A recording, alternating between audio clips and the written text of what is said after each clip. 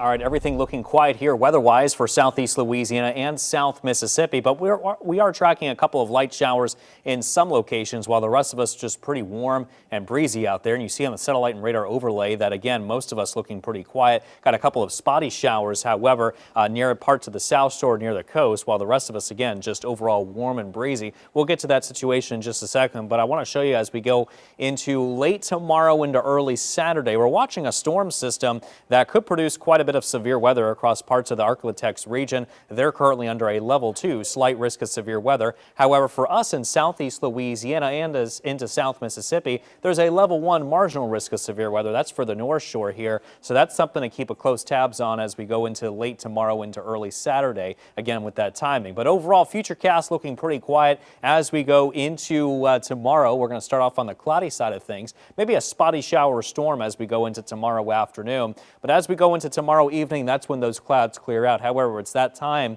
that we start to watch what's developing off to the north of us as a complex area of showers and thunderstorms develops and moves its way south. And you can see it entering the North Shore by 9 o'clock in the morning and also affecting parts of South Mississippi during that time as well. And then it should begin to exit here as we get to about 1 o'clock in the day. But a few showers and thunderstorms could once again develop across parts of the South Shore during the afternoon of the heating hours as well. Low-end threat of damaging winds, hail, and tornadoes, everything very, very low with that. And not expecting any flooding because anywhere from around a ½ inch or so of rain or less is expected to fall here over the next few days, and we really could use it. And we're going to be looking at that extreme drought condition that continues across southeast Louisiana. That's not really changing too much. Rain chances will be in play through at least the weekend, not expecting a whole lot going into Monday and Tuesday as these frontal systems continue to move their way south and kind of hang around parts of the Gulf Coast, so that could bring us some more chances of wet weather as we go into Sunday. And here we go as we go into Monday. Again, more